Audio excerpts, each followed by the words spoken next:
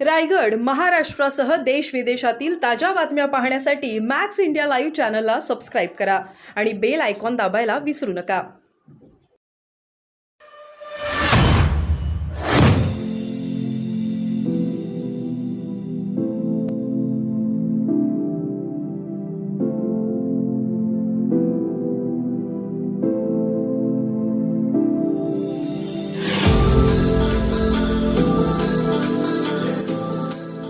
मागची निवडणूक आपण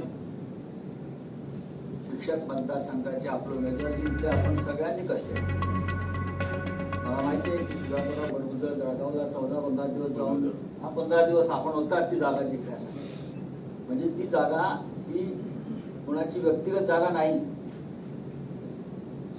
आपली संपूर्ण शिवसेनेची यंत्रणा उत्तर महाराष्ट्रात रावते साहेब त्या काळात म्हणजे अक्षरशः जिल्ह्यात तालुक्यात लोक फिरले तेव्हा किशोर दराडे जिंकले आणि सर्वाधिक मतदान करून घेण्याचं काम सुधाकर बडगुजर आणि जळगाव जिल्ह्यामध्ये केले. 14-15 दिवस ते तिकडे थांबले होते.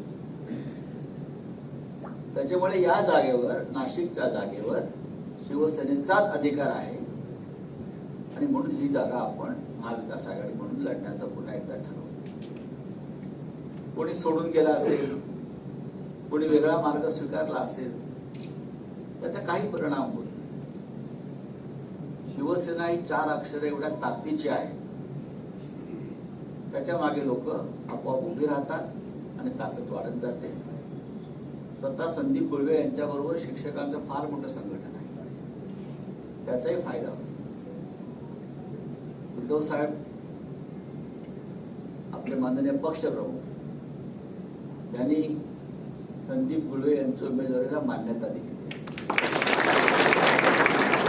परस्पर उमेदवारी घोषित केली जात नाही, पण ज्या अर्थी गुळवे यांचा प्रवेश करून घ्या आज असं माननीय पक्षप्रमुखांनी सांगितलं, याचा स्पष्ट निर्देश असा आहे की संदीप गुळवे हे आपले उमेदवार आहेत.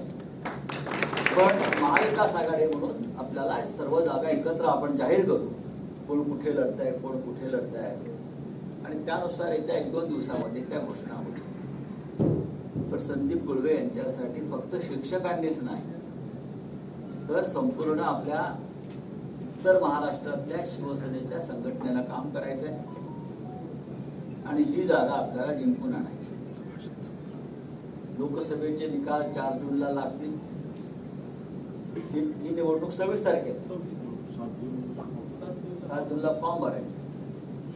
त्यानंतर विधानसभेच्या निवडणुका येतील. म्हणजे निवडणुकीचा हंगाम आणि निवडणुकीचा मोसम सुरू झालेला आहे आणि एखादा मोसम हा एखाद्या पक्षासाठी, एखाद्या संघटनेसाठी सोयीचा असतो, तसा हा संपूर्ण मोसम निवडणुकीचा हा शिवसेनेच्या सोयीचा आहे.